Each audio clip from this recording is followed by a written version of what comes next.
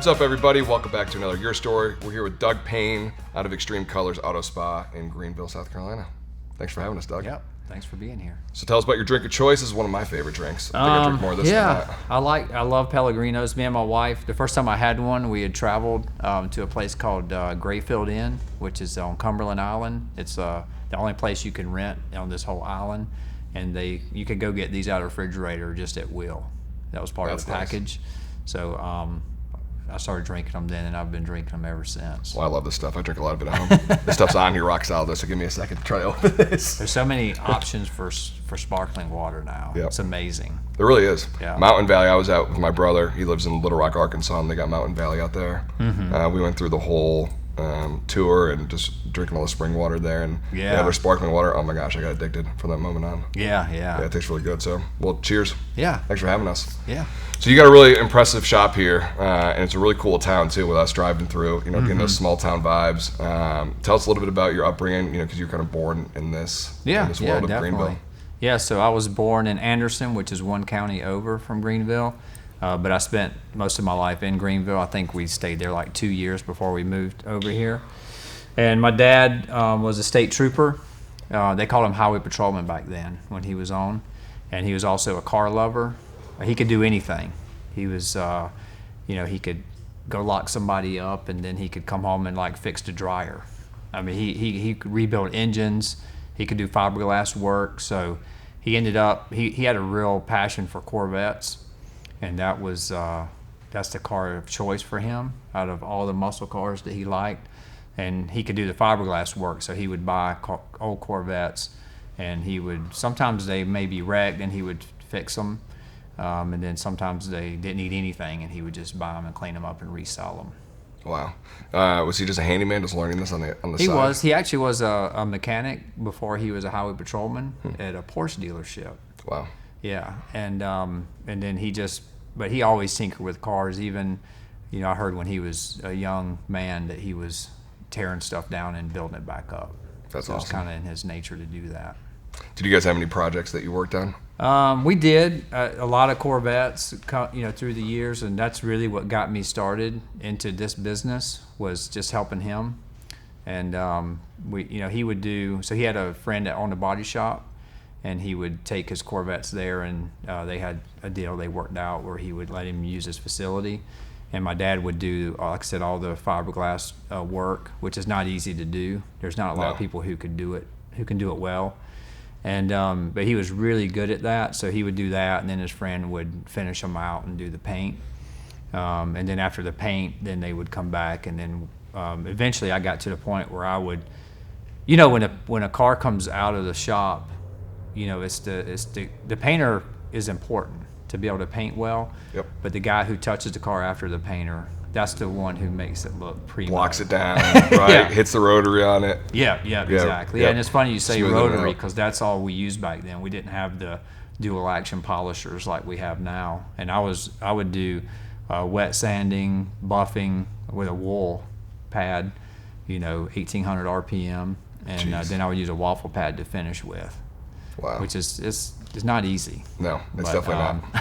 But we would take the cars and make them look beautiful, and then he actually was a co-founder or co-operator of a big Corvette show that was here in town. They rented out our convention center, and he would take some of his Corvettes over there and sell them, and these were cars that we had worked on. And one in particular, I think I had just started doing this as a business, and I was mobile, and he asked me, it was a early 70s Corvette that he had painted, and the paint job was not that great, but it had a lot of paint on it. And he asked me to come and take a shot at it, see what I could do with it. So I wet sanded the whole car, every square inch of paint. Was it single stage or was it base clear? It was single stage. Yeah. So I wet sanded it. This was really before base clear was a thing, especially in an aftermarket shop. Sure. But so I wet sanded the entire car, which I would start out with like 1200, 1500, 2000, and then did the rotary polish using a compound that was so gritty.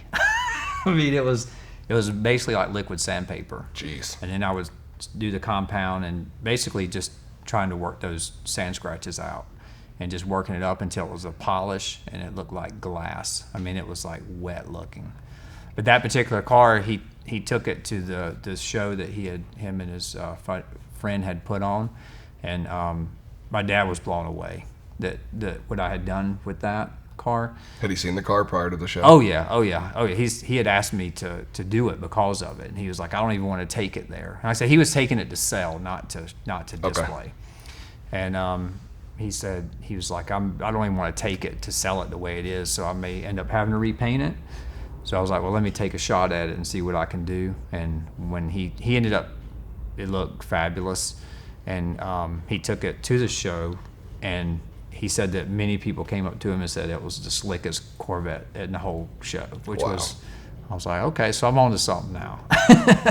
What did it go for? Did it sell for? I don't remember what it sold for. Yeah. Honestly, I can't remember the value of it. I mean, building all those Corvettes and being in that world with your father, have you seen any, since you've still lived in the same town, have you seen any of those Corvettes come here or on the street? Yeah, actually, my dad had a 62 Corvette that he built when I was growing up. He had started to build on it. So it was a frame, it was an engine, transmission, and a body, and that's it. And I would drive that car around the neighborhood. Like I say, this looked like a jalopy, at the time. Yep. But I was on a bucket, and I would drive the car around because he wanted to keep the engine fresh. It was a 327 fuel injected, which for 62 was rare, so Sure. it made the car super valuable. So I would drive the car around the neighborhood, as a teenager. And then after my dad passed, I found the car, and my dad finished that car all the way through. And he had another guy paint it. And I didn't do much to that car other than drive it and look at it a whole lot through the stages of it. But that car it was a true show car. This is something you wouldn't put on the road. And I had a chance to buy it, but I ended up not buying it just because, that's the difference with me and my dad. My dad was a collector, so he would buy. I mean, when I was a teenager, the driveway was full of cars, Corvettes, Camaros, Novas. I mean, you name it, all really cool stuff. Then he had a detached garage that was full of cool stuff. So we were just inundated with really cool cars. And back then we left all the keys in the ignition. We never brought keys into the house. It's crazy, I know. What was the idea around that? We didn't need to. Yeah. It was so safe. We never locked our doors either, but we would go in whatever we wanted to drive. We just got in it and drove. Oh, that's so cool. And it was really neat. But that car in particular, so my dad was weird because he would buy he had the final home before he passed over 2 years ago. I think it's coming up on 3 years actually, this month. But he had built a house with a detached garage that was probably about as big as all of our shop space, probably bigger. And it was full of, 55 Corvette, 56 Chevrolet that his parents had bought almost new back in '57. He had old Chevelles. He had like 69 Corvette, 427 convertible, and but it was like you could talk to him if you met him out and didn't know him, and you may have a Corvette, and he could tell you every detail about every Corvette. That's so cool. Ever made. Every detail, the color, interior colors, options, side pipes, no side pipes, wheels, options, engines, and but he wasn't like a braggy guy. He didn't care. He didn't care if you knew he had 10 Corvettes or he drove an old beat up truck. That's what he drove every day. Sounds familiar. Yeah. Well, yours is pretty nice. Yeah. No, he didn't care. He didn't care what he drove. He really didn't care what he wore. Growing up, he always wore blue jeans, a white T-shirt, and old highway patrol shoes that were ones he wouldn't wear on duty, and a baseball cap. That's how I remember him, like growing up. And then he ended up toward the end of his life. He dressed the same way. Wow. But he just loved owning them. he didn't care. He didn't go show them. He didn't drive them really much, other than just keeping the engines fresh. It was very, like I say, some people like to own something so that they can show it off, right? Or some people like to own something so they could, display it or drive it and enjoy it. He just liked owning them. That's so cool. And you could talk to him for an hour and you wouldn't even know he had like 10 Corvettes sitting in his garage. Wow. Unless you had the same year and he was like, oh yeah, I've got one of those. But he was a very interesting guy. Well, I'm sure if I was to see him with a Corvette and he was to tell me every last bit about my Corvette, things I didn't know. Yeah. I'd probably get curious, being like, all right, man, how do you know so much about these? Yeah, exactly. Yeah. Oh, that's great. Did you keep any of the cars? Did I keep any? Yeah, or no. did the family keep any No, of we those did. cars? He had remarried another lady, so that we weren't included in any of that. Yep. Although he did leave me the 56 Chevrolet that was his parents' car, but I haven't done anything with it yet. Yeah. And we worked on that car too, growing up. That's so cool. Yeah, my dad left when he passed away. He told my mom, out of all the things that they had, which at the time wasn't much, but out of all his toys, never sell his Harley. He says, Diane, okay. He says, don't you dare sell this Harley. Yeah. Of everything, I was like, that would be the last thing I would want to keep. But he said, never sell this Harley. And we've kept it, and for 10 years it sat, and I finally pulled it out. I remember going in there when I was like 13 years old trying to jump on it. I don't tell my family, well, they're about to know now, but I tipped the bike over a couple times. Oh, no. Thank God I was smart enough to slowly let it down, but it was just way too heavy for me at the time. So I finally pushed it back in the shed, left it there, and then when I was 16, pulled it out. In 18, I saved up enough money to go get it redone. Oh, wow. But we've had it ever since, and it's been on the road. Yeah, we took it to the Of course. Dragon. You can't not have that. You can't. It's one of those things, and you when sitting on it, I remember the day he brought it home when we were in Wisconsin, when we lived there at the time. He brought this bike home, and all the kids went out. We have a picture of it. It was fall time, and we're all in our jean jackets that were 7 times too big for us, and just sitting on the bike, and he's standing behind it with joy. Yeah. My mom always said, you can never buy a motorcycle. Well, that's probably where I've learned my impulsive purchases. He decided to buy one. So she only got on it twice, both the times she burned her leg, and she hasn't gotten it since. But it's just really cool to look at that bike and just understand the history around it. And it'll get passed down now. I mean, that's the one thing he said never to sell, so we're going to make sure that You have to honor that. You have to honor that. Yeah. But it just gives you a certain feeling when you walk up to that car, even though they've passed.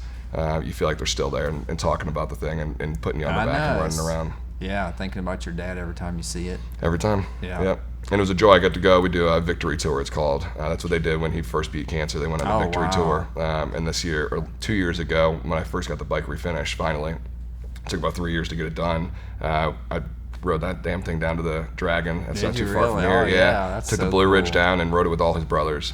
And they all just looked at it because the last time they rode with him was on that bike.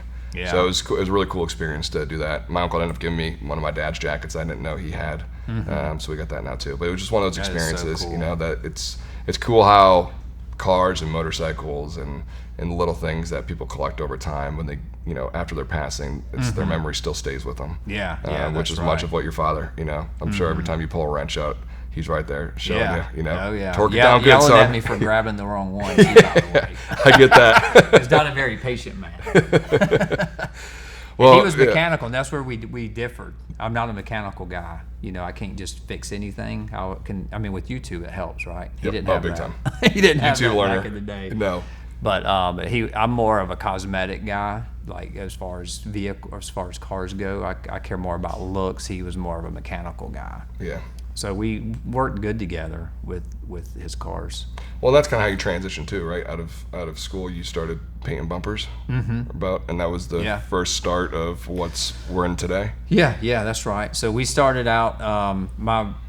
It's a long history with our family, but my brother's he's in the automotive world. Oh, cool. He's a painter, and he worked for a company and then went out on his own doing mobile paint touch up. He was doing like chip improvement, scratch repair, and he's the first company. He was the first guy in this area to offer that service to dealerships. And you're a little bit younger, so you don't probably weren't familiar with those days, but there was a startup to all that, like the PDR stuff. Yep. And my guy Jim used to do it. Did he? Yeah, Okay. That's what he started with. Okay. Yeah. Out there in his van, spray on, right? I'm sorry? Out there in this van, just going right to the dealerships. That's right. Yep. Out spraying bumpers. We painted bumpers in the parking lot. Yeah, that's what he did a darn good job at Still it. to the EPA, shut them down. We actually were EPA compliant. Under 3 ounces? Is that what it was, right? Yeah, and your chemicals couldn't have the 5 metals in them. But anyway, But no, because I'm a rule follower, so we always try to do things the way they're supposed to be done. Sure. But no, that my brother started doing that, and that's what led into me doing it. My brother-in-law ended up taking over his business because my brother had signed a non-compete agreement, and they enforced it on him when he tried to go out on his own. So then my brother-in-law took it over, and he really took it to another level. And then I ended up learning under him how to do it. Wow. How to do the paint business, the mobile paint business. And what year? How old were you when that came to be? I was in my early 20s. Cool. I was probably 22 actually. Wow. 21, 22. So you've been in this world for a long time. I mean, it's in your blood. Right? It is. Well, it's cool because, Dent Wizard, all this PDR stuff. I mean, I was there, when all this in our area was just starting. The first PDR guys, the first interior repair guys. It was really I didn't know what was being started. I think of like Dent Wizard because Dent Wizard was probably started not a long time before I got into it. Sure. And that's that company's been sold and resold, and it's a multi-million-dollar company. Yeah, it's big. It's big, and it's like somebody had a bigger vision at the time. Well, Greenville's a really cool place, and faith and community, I'm sure, plays a lot into your life, at least knowing some of the people here. Yeah. Can you speak of how that's impacted you over the years? Yeah, definitely. I think, we had talked about earlier how a lot of the success that we've had is, and I had mentioned that a lot of times, when you have a successful business, that you just start feeling prideful. Yep. And you think, man, I did that, but then really if you, like for myself, and I've had this conversation, a lot of our customers are affluent, successful people. And early when we first started doing retail, when I was dealing with customers more, I would do what we're doing right now, and I would pull them in my office and just talk to them, about their business, how they became successful. But it was amazing how many people would admit that they had a lot of grace in their life. And there was a lot of people who helped them. A lot of people believe God helped them with their business. These are Christian people, obviously. And and that's been true in my life too. I think God's done a lot of things. He's opened a lot of doors that I don't think would have been open for me. Yeah, and you can tell when you walk into this place, it seems like that's an overwhelming just energy with your whole team as a whole. Yeah. That you could just feel that. Even last night at dinner too, kind of the same thing. And meeting your wife. Yeah. Definitely felt it, which is really cool. It's super comforting. Yeah. Walking into your office and just sitting down, and all you guys are just open, cool dudes. That, This is a tough industry. Very tough industry. Because and it's tough because it's it's a male-dominated industry. Yep. And so it's a lot of egos. And like saying that, we all have the potential to do that, and if we don't keep ourselves in check.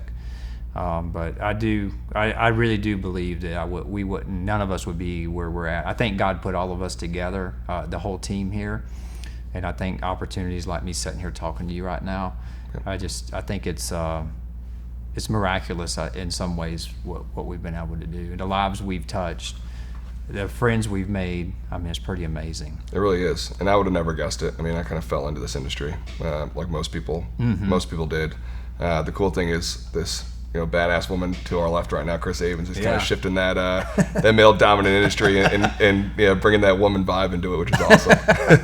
I think it's necessary. Oh, it's 100% necessary. I think a lot of the work we do, females are generally more detailed. Yep. My wife is anyway. So is my mom. Very detailed. And my wife. Yep. But I think we're seeing a lot more of that, and I think that's for the good. Big time. It's. Well, that's why I always, I try to go back, and I always thought it was my dad that got me in the industry. And then one day my mom actually sat me down and she said, "Son, you're wrong." She goes, "I'm the one the reason that you're detail oriented." She goes, and I was like, "Oh my gosh, you're so right." And I was so happy that she said that, because I always viewed, working on the bike and detailing in the garage with my dad. I'm like, oh my gosh, if it wasn't for my mom, her house is always spotless, her car's always clean. I don't even know how, because I don't wash it or detail it for her. I don't know if she just keeps it clean. Yeah. But seeing, I understood it from that moment. I was like, yeah, it's 100% because of you. Yeah. That I'm sitting here today. Yeah, that's right. Yeah, but like you said, the relationships too that you build. Yeah. The incredible people that you're able to meet that walk into the door, and it's a big trust level. When people walk in the door, they're handing the keys over. It is. And trusting that you're going to get the job done and for what they're paying for. We've had some of the customers we've had I talk about, when we first started going retail, we had one customer that we had done some back parking lot work for him when we were at the BMW store, and he found us over here and came in, and we were still doing some dealer work, but we were doing some of it over here. BMW had built a new store, and they wanted us to bring the cars over here and do them. So we were literally doing them in their shop. And that was more like paint correction stuff. Sure. And I had one of the customers come over, and he was buying a new Audi RS5 Cabriolet. And I didn't, I was like, okay, I didn't know what that was. Proper car. Great car. Because it's a Michael car. Audi man himself. We didn't do the Audi store. We were doing the BMW. I could tell you any BMW, but I didn't understand Audis. It sounded cool. RS. I mean, that's a good start. It is. And but he said it's the first one in the upstate, and he was getting it from Vermont, and he ended up bringing the car to me. We ended up doing paint protection film to it. We weren't doing ceramic coatings. Ceramic coatings wasn't even a thing back then. Sure. And but we did the paint protection film, and we'd had a big event coming up that weekend at the or 2 weekends from that at BMW. It was Eurofest, they called it. And I'm like, I signed up to go out there, and I didn't really have a car to take. I don't think I even knew I needed a car to take. I thought I would just go out there. But I figured out I needed a car, and I started and like I said, we didn't have the customer base we have now. I knew one lady who had a F-type Jag, and I was going to ask her to use her car, and she was going out of town, and so I didn't even ask. And this guy that I asked about using his car, I said, would you mind? I asked him, was he going to Eurofest? And he said, no, I'm out of town that weekend. And I said, okay. And he's like, why do you ask? I said, because I was hoping you would bring your car to the Eurofest and set it in our area for display. And he was like, well, why can't you do it?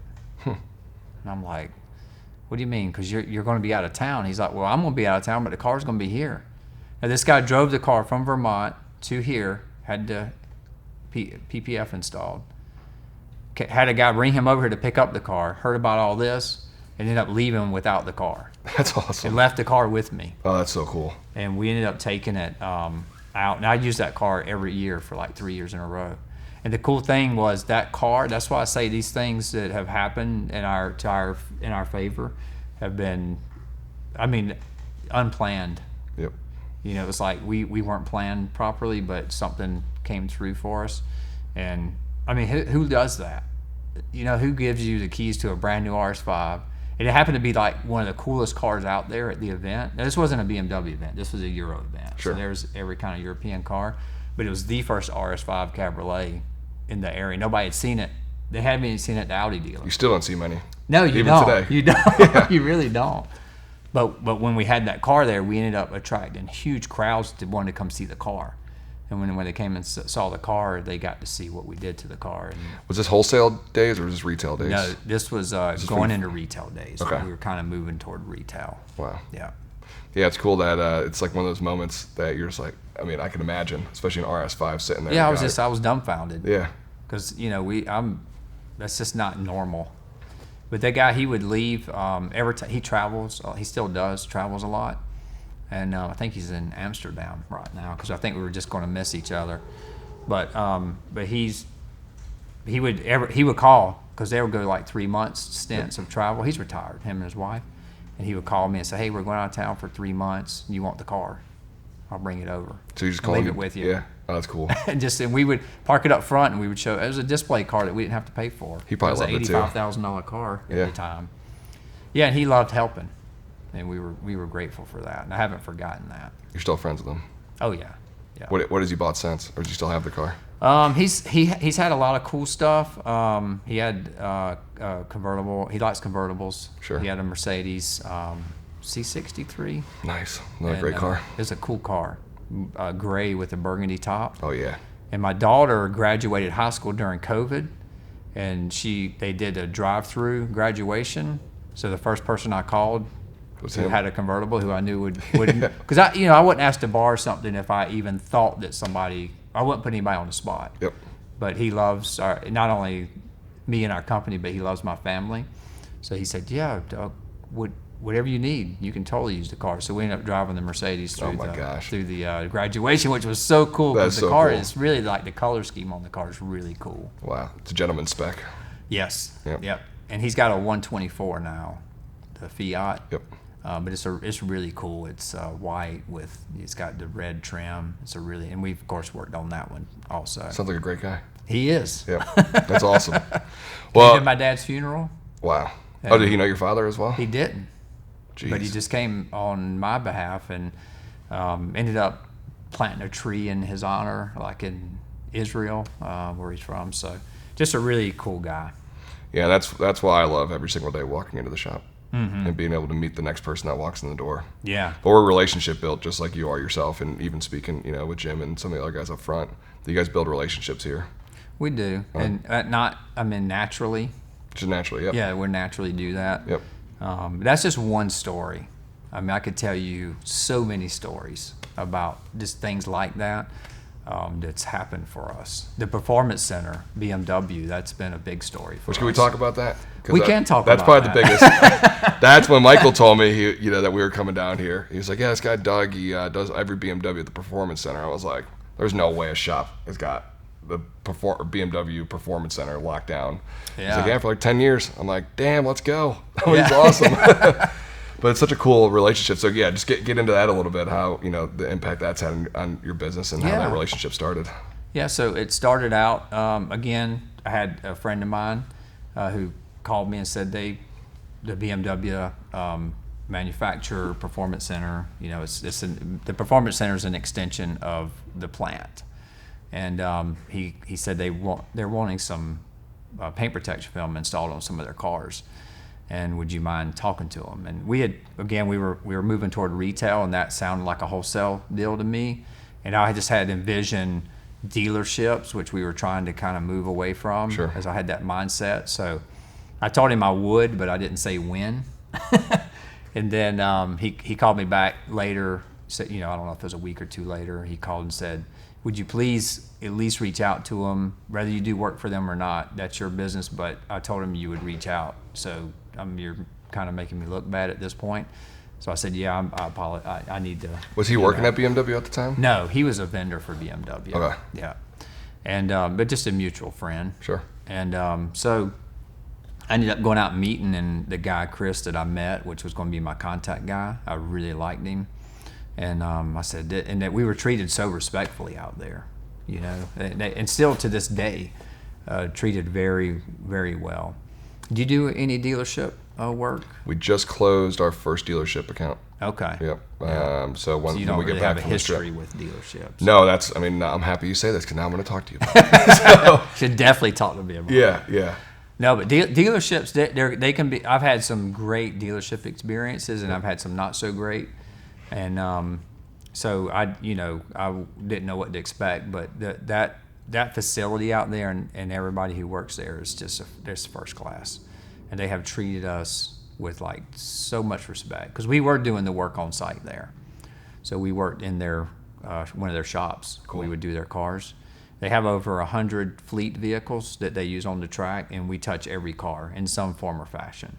And you were saying earlier they have a massive expense prior to you guys coming in the door. Yeah. So they were doing $25,000 per car in rework average, and that was 10 8, 9, 10 years ago. I don't know what it would be now. There, yeah. But they were having to repaint. You can imagine, because these cars were on the track at the Performance Center, and I mean it's a very it's aggressive driving. It's the track gets stuff on it. It clicks it up on the car. So you're talking windshields, headlights, hoods, bumpers, mirrors. There's not much of the car that they didn't have to repaint. Yeah. And so when we did the paint protection film, we saved them so much money, and more importantly, we saved them time because their body shop just didn't have the ability to process the cars quick enough. So you may have 2016, that they get finished with, and it would be 2018 before the car got processed and sold. So they were losing that value also in the car of time, of the car aging, just setting. So we've been, and now we do. It's one of those situations where BMW says, we started out doing that, and then they're like, well, can you do this? Yes. Can you do this? Absolutely. Now you go figure out how to do it. Yeah. So we do all their wraps. We do we print all their decals. We actually just put in a bid for overhauling their whole performance center, all the wall graphics. I mean, it's a huge project with, I can't tell you how many square feet of vinyl we're going to be laying out there, but it's all through there. If you were out there, you would understand. There's a lot of cosmetic stuff they have with wall graphics and wall murals and just marketing, and they have to update that because the cars have to be updated. Yeah, I mean, I was out. We went to the BMW factory in Munich when we were out there. Oh, okay. And that was one of the coolest experiences. I mean, BMW. It seems like most German brands are around the experience first. Mm-hmm. Yeah, and they even speak about it. When they've done some type of like data around how a person feels inside of the car when they step into it. Yeah. And the German brands, it's all about the experience. It really when you is. open the door to when you actually start the car. Well, the BMW is the ultimate driving machine. I am a BMW guy now. Yeah. As Thank of recent. you. As I know. Yeah. I knew we were like-minded. We are. I might have to get in the driver's seat of your M2 though. You're more than welcome to. Appreciate that. Well, if it wasn't for that experience, or if it wasn't for the guy holding you to your word, this would never that's happen, what I'm saying. right? I look back and think, how stupid can you be? That you got the performance center. You have an opportunity to go in there, and you're just kind of. If the guy never called back, I would have never went and did it. Yeah. But that again, that's been a great account. We wrap their vans. We wrap. full. Vinyl wraps, commercial wraps. We do their motorcycles. They have a motorcycle course out there. Sweet. So you can go out there and they'll train you how to ride their BMW motorcycles, dirt bikes. Yep. It's a very cool place. That's all. How long has that factory been here? It started in the early 90s. Okay, so it's been part of the town for a while. But what happened, the reason the factory has become what it is because they started out, they were building 3 Series and Z cars. I could tell you stories about that too, because we have done work for BMW even at the factory before that in doing paint correction in the early days. But basically when they converted and started building the X Series, all the SUVs there at that plant is around the same time that SUVs became popular and everybody wanted them. So that's why that plant's exploded. They build just about every X vehicle is made there. Which is cool. Stateside or worldwide? Worldwide. Oh, wow. Worldwide. Wow. Yeah, there's more BMWs exported out of here than anywhere in the world. Wow. They're building, the last I heard they were producing, this was before the X7s, they were doing 1,200 units a day with an average of 80,000.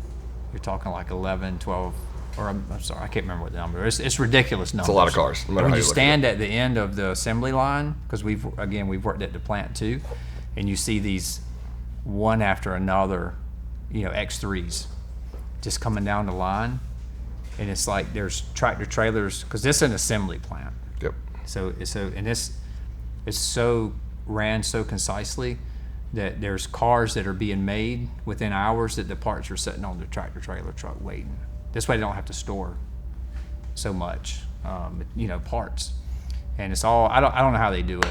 It's really a modern miracle that the way that they're able to produce those cars out there. You don't realize it when I guess you start to realize it when you're rolling up to the factories, at least my experience when we were in Germany, and you roll up and the size of these places is huge. And you're like, all right. I was like, this is like just blocks and blocks and miles of building. It is. And piping and wires and you're going through. And yeah. you're like, now it starts to make sense. Yeah, they employ over 10,000 people out there. So it's a big part of the community here too. It is a huge part. And then the supplier, their reach down to the suppliers is amazing. Wow. Greenville's a great place because we're kind of in between Charlotte and Atlanta. Yep. So we're about 2 hours from Atlanta and we're an hour and 15 minutes from Charlotte. So we're kind of a good middle place there. And then all of the automotive, with BMW, for example, just the amount of lives that BMW touches around is incredible. We're to the point where you own a couple now. Yeah. Well, so my wife, interestingly enough, was wanting an SQ3. I'm sorry, an SQ5. And we went and drove one, and she was very close to us getting one.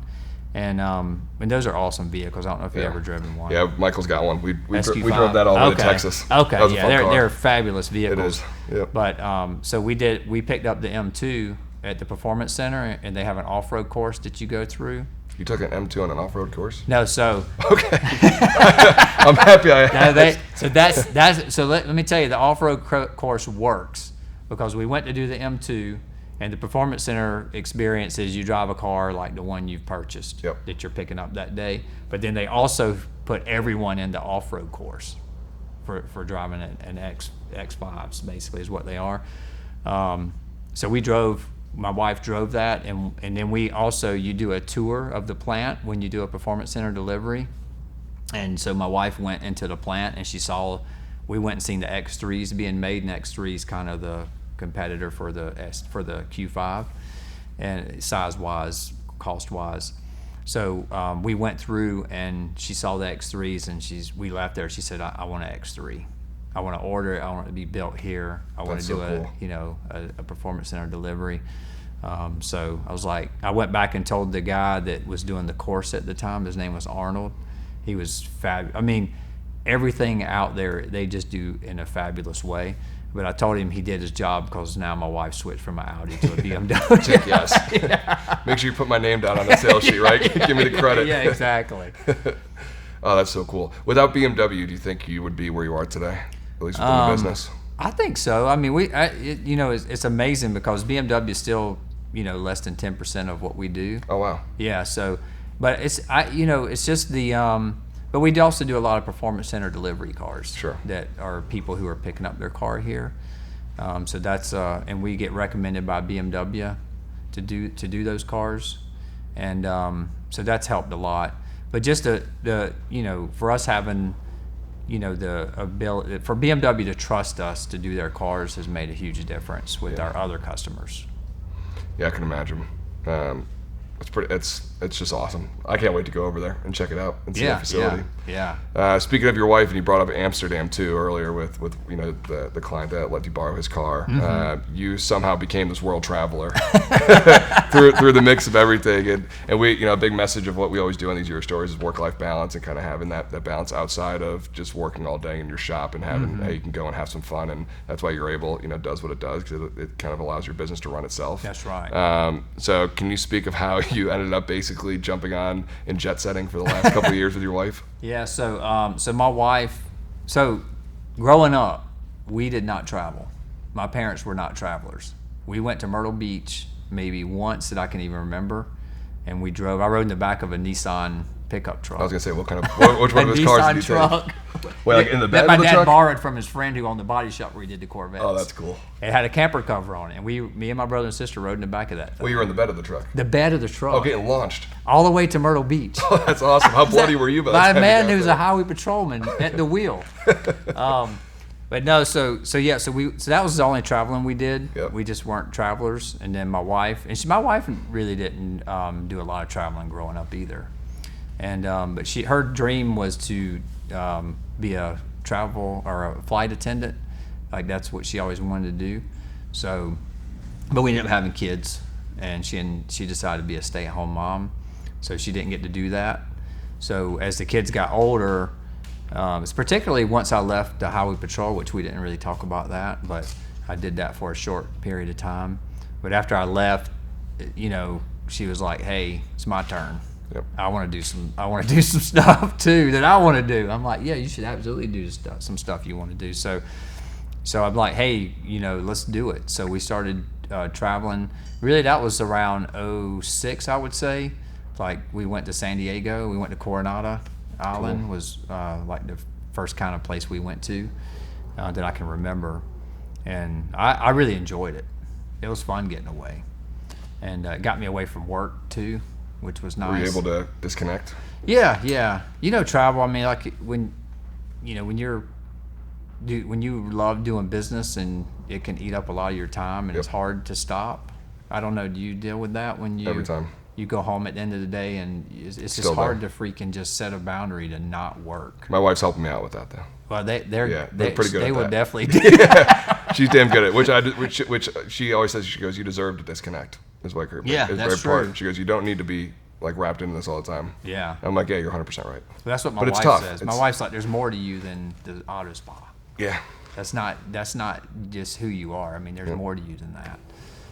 But interestingly enough, I don't really have hobbies. I don't golf. I know y'all been watching the Masters. Oh, we got the Masters on. Yeah, but I've never been a hobby guy. It's just I love doing the car stuff and I love doing the business stuff. But she started. So we did that trip and it went really good. And then she started figuring out this points deal with the credit cards. Yep. So we have a lot of expenses. I mean, sometimes our expenses, business expenses. I won't say a number, but it's... Yeah, my friend Bill did the same thing. He goes, dude, you need to get points credit card. You have to. And I was like, what are you talking about? And he goes, dude, just trust me. He goes, all the money you're running through, he goes, put it on a credit card. I was like, all right. Well, it's the same thing. Yeah, and the thing with the credit card points is there's two sides to it. And I don't know. I couldn't tell you. I can tell you what cards I have. Sure. And I can tell you where I've been. But that's her deal. Like she does it, and she loves doing it, you know. But so it's like part of it is, and really for anybody who's watching this who owns a business, this is something they should consider. Yep. Because it's the same situation when you're buying paint protection film, ceramic coating, you know, all the stuff that you're able to charge to a credit card, which probably most people are already doing anyway. Yep. So part of it is knowing how to collect the points. So she'll tell me, hey, I need you to change your Facebook advertising card from this credit card to that because they're doing triple points right now for that. And this isn't like on a weekly basis. This is usually like every few months. And sometimes I gotta ask, does she follow the points guy? She does. Helps Yeah. out. I like Yeah. that guy a lot. That guy's great. She actually follows a lot of people. Where I am with work, Yep. being kind of she says consumed sometimes with it. She sometimes gets consumed with that stuff. That's right. Because it's a rabbit hole, It is. that you can just go into. So you got to know how to accumulate points rapidly, and then you also got to know how to spend them wisely. So she knows how to. I don't even understand it. I mean, she can explain it to me, and I cannot tell you how she does. I just don't. It's not my thing. I don't know how she's routes stuff through different airlines. And I mean, we did a trip for our 25th wedding anniversary. We went around the world. I mean, this trip was, we flew several like EVA airlines, Turkish Airlines, all business class or first class around the world for 3 weeks.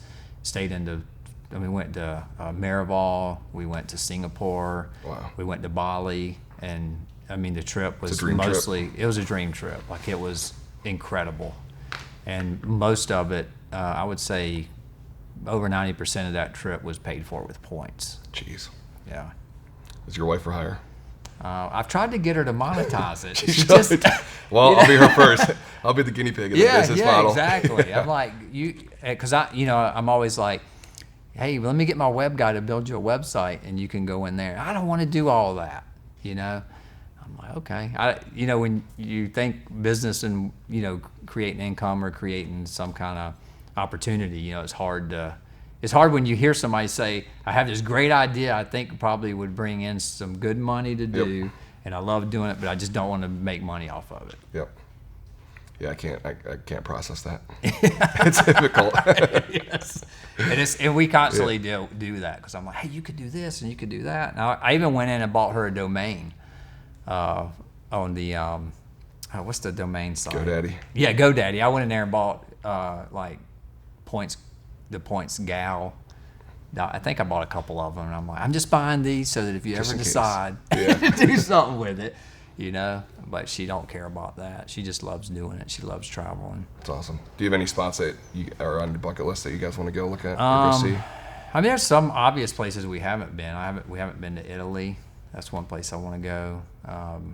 We've been to the Maldives. Was definitely a bucket list. I don't know. Have you ever been to the Maldives? No, but the guy that told me about the credit card, he was there for 3 months. What? Yes. Oh my. They're word. world travelers. Like yeah. That's amazing. She's been traveling. Her family does a lot of not worship trips. I forget the word behind it, but they're all over the world. Okay. They travel the world. Yeah. And so she's been doing it since she was a child. So when they met, that was it. Oh wow. Yeah, she drags them all across the world. But he loves it. Absolutely loves it. But that's how he started talking to me about the whole points idea. Yeah. And it was the best thing he ever told me. Yeah, so you do the points? Oh, big time. Oh, okay. So yeah. you're in. Are you into it heavy? Or I'm not into it as much as your wife, but I'm definitely there. Like Yeah. I follow all of it all, or I follow the points and multiple credit cards. We actually just had a guy in the shop. He came in for a full body. He asked Mikey from the get-go. He's like, "Can I put this on 7 different credit cards?" Are you serious? Which I'm like, Mikey, this is not the kind of guy like that we need to be doing 7 transactions for. I mean, it was a full body film, so it was still an expensive job. But I was like, that's a lot. Like this guy's, I think we're gonna be getting scammed on this one. Yeah, something ain't right. But the guy came in. When he came in, he has 26 different credit cards. Oh my word! No, we're nothing like that. Yeah, well, he's nuts. This guy, well, I don't say nuts. He's super smart with it too. Yeah. But he's addicted to it. Yeah. He's big in the crypto world and he's big into credit cards. Okay. And he has this whole spreadsheet of exactly when these things are gonna be popping in, how much he needs to spend each month, what he needs to cap it to. So he was telling Mike, he's like, I need to put $2,216 in this one. The next one was like, I need to put $78.32 in this one. Wow. And he got it all written out, ready to go, and Mike just started going. Oh my Thank God that you're goodness. able made it really easy. Yeah, so it was really cool though, because it was just points, and that's when I realized, okay, you can go pretty far with this. Yeah. But And I she's definitely not to have that this, yeah. level where she, we both agree that if it's going to tie up a lot of time, that it's not worth doing. Yeah. It's got to be manageable time wise. And For sure. she's been a stay at home mom, and she does our accounting. She's a behind the scenes person. Yep. So she does a lot of stuff that's not seen, Yeah. but it's all stuff that can be done remotely. Absolutely. I mean, we got a lot of trips out of it as well. That's just a cool part about it. Yeah. Even a So free car cool. rental. Yeah, or yeah, a dinner. exactly. Like it's cool to know that you're just for swiping a card and you get stuff for free. Well, we did now, the Hyatt lesson: thing. make sure you pay off your credit cards. Yeah, this is Yeah. not a go get 26 credit No. cards, start maxing them out. So And that's the big. thing with blanket advice. Yep. It all depends on who's Yeah. who's listening. Well, you got 2 guys that are telling you pay off your cards. I would have been the guy you would never listen to financial advice, 25 years ago. Yeah. Maybe what not to do. But no, you definitely got to be able to. It's just a float. That's it. Yep. To run through just to Great. get those points. Exactly. Well, you did mention it too, and it was kind of my next part of your life too. Well, I guess story of your life was when you decided to go and join the police force. Yeah. So you became a state trooper. I did. What was Again, the? following my dad's footsteps. I was gonna say, was the idea? Yeah. Was your dad still a state trooper at the time, and then you No, joined? he had retired. He had left in '93, and I joined in '99. What was the idea around that? It was my dream. Like growing up, I took it was my brother's old Boy Scout uniform, Yep. and I ripped the patches off, and I put I took a old Highway Patrol patch from my dad's shirt and put on there, and I had like a campaign hat and all. I mean, I was trying to be a Highway Patrolman when I was a kid, so I dreamed of doing it, and then it come to a point when I was 27 and like over 30. Now they'll hire any age, but at the time. At 27, it was like, you get over 30, they're not going to really look at hiring you. And I remember I was actually at a dealership in Columbia working the Bob Bennett Ford account, and I was working next to a side road, and a highway patrolman stopped the car. I'm like from here to there, and I watched him. He got out of his car, put his campaign hat on, and I was like, I got to do that. I have got to do that. So I went and applied, and there were like 1,500 applicants for 40 slots. But my dad being retired, that helped. They like the legacy, people coming on who's had some kind of history, family history. So I ended up getting hired, and I ended up hiring a guy. I was going to sell my mobile paint business to a guy, and he couldn't get the money, thank goodness. Yeah. He couldn't come up with the money. So I ended up working out a deal where I took a percentage off of his revenues that he was generating while I was in patrol school.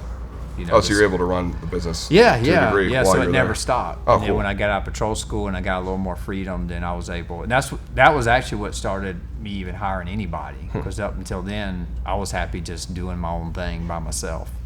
And then I was forced to hire him to join the patrol. And then after that worked out so good, I'm like, man, this guy's out working. I would support him, but he basically was doing his own thing, and I was just making some percentage off of that. Yeah. We were both happy. He was making more money than he ever made in his life. That's I was great. making some residual, like non-active income. And then I ended up hiring his brother to do a route and just kind of built it up from there. And that's how we started building routes out. Wow. How long were you a patrolman? Almost 6 years. Cool. That's great. Well, we're all about legacy here. Yeah. Michael, Obviously, building a yeah. legacy, with Chris and Kyle, and building that, and you having your 2 kids as well, and kind of following in your father's footsteps. What's kind of the legacy that you want to leave behind for your kids? I tell you, that's a tough one. It's hard, It's hard to know. As far as monetarily, what you leave to your kids, that can be tough because that can be as hurtful as it can be helpful to some degree. But I think legacy-wise, as long as both of my kids do what they love doing, and that's why you asked about my son earlier, who used to work here at the shop. This wasn't his passion. He does love cars, but he didn't love the work he was doing, and ended up kind of had to re-find himself. And he's always been into weightlifting since he was a teenager. And so he works at the YMCA now, and he's just became a trainer. So he's training there too, doing a personal training. Now, he's a people person, and he's a talker. Helps. He's like me. He's a talker, and he loves talking to people. Yeah. So already just with his client base that he started up with, I know he's going to do exceptionally well at it, because he's just got that kind of spirit that I think people are going to appreciate. That's great. And then my daughter, she's going to be she was going to be a school teacher, and now she's kind of switched. She's going to get her master's and become a speech, a language. Was it language pathologist, speech language pathologist, I think is what it's called. I actually had to go to speech, like a speech expert when I was growing up. So I'm like, yes, maybe you can help me so I can talk properly. You're doing pretty good. No, it's a joke because I woke up one day, I had forgotten that. And I was like, I was an adult. And I said, wait a minute. I used to go to a speech therapist So in she is school. following your footsteps. See? yeah, exactly. But she's doing that. But if both of them, I want them to do work that they love to do. Yeah. It's important. It is important. Not that they do what I want them to do. We learn that we have to stop trying to influence them into living lives that we want them to live, but we need to allow them to live their own lives. That is so hard as a parent. I can imagine. And you're no kids, right? Nope. Yeah. Not yet. It's hard because when you're older and you have more means, it's like, hey, I can steer you in this direction and this will be great for you, but you really got to let them make their own way in life. And we found that out the hard way. My mom mentioned the same thing to us. She goes, I wish, not wish, but she goes, I wanted you guys to potentially do something that's totally different than what you're doing now. Because we all had, much like what your son and daughter went through, these life-changing, hey, we're making shifts. That's why I'm here today, because I made that shift. And my mom said, the best thing I ever do is let you guys just do your thing. Yeah. When I stood back, but it was also the hardest thing she ever did too. Oh yeah, well it's like non-interference. Yep. It's hard as a parent to not interfere and try to change the trajectory of your kids' lives. But yeah, I think it's important. Like I say, we've learned the hard way that we have to step back and just allow. And like I say, it's hard. It's like I know you're about to make a mistake. I see it coming, but I'm gonna have to let you do it and experience it. And then sometimes you realize actually that wasn't a mistake. It's just that I'm not God and I can't see the future. Wow. Well, I'm going to be taking that lesson and all the ones that Michael gives me too. Well, Doug, I appreciate it. I'm thrilled for everything you guys have done, and your life story is incredible. I'm anxious sitting here ready to go drive some BMWs, so we have to get out of here. Okay. But thank you to you and your whole team and everybody, for opening up your doors and just telling us your story and being just an awesome guy. Really appreciate it. I will say this, and because I mentioned it earlier, and you can use this or not, but during the pandemic when you're able, I've never had a vendor do, we work with a lot of vendors, but during the pandemic when we got a message that we weren't going to be charged because of so much suffering going on with the pandemic, because a lot of the shops were hurting, because they couldn't operate. And then for Michael to say, hey, you don't got to pay us during this time period because we know it's tough. And I mean, you imagine like that's 100% of the revenue coming in is through subscription. And I just wanted to say we appreciated that. That was really awesome. And it was the only company that did that we worked with. Yeah, I remember when they did the same thing, and I was shocked. I was like, it was incredible. I mean, can this company get any better? I mean, really, is there anything else? I mean, what are they going to do next, you know? Well, they're bringing Taylor on, so that's great. That's a positive. Okay. So that's another family member. That's a niece. No way. Yeah, Okay. so another family member's coming Expansion. to the family business. Yep. Yeah, it's just speaks to who they are. Yeah. Truthfully, as humans, it's not just about, I mean, at the end of the day, their whole vision around this business is to change our lives. Yeah. Which they do, and to allow us to, go and live our passions while allowing our business to run a little simpler for us. Well, I mean, I can't even, as far as speaking to the abilities we have with using your able is incredible. But just that gesture, I mean, that was like, a lot of guys were hurting. A lot. And a lot of guys Still are. Yeah. Yep. And that it was just an act of kindness that I think every guy who owns a shop was grateful for that. Oh, massively. Yeah. Well, I appreciate you bringing that up. Yeah. Thanks, Doug. Well, thank you to Michael, Chris, and Kyle. Everybody over at You're Able, thanks for Cinescope for putting this all together. Thank you to you and Doug and your whole team for opening up the doors. Yeah. Make sure you go online, sign up for the free 30-day trial. And as always, guys, keep shining. Let's go drive some Beamers. Oh, you might want to put that up.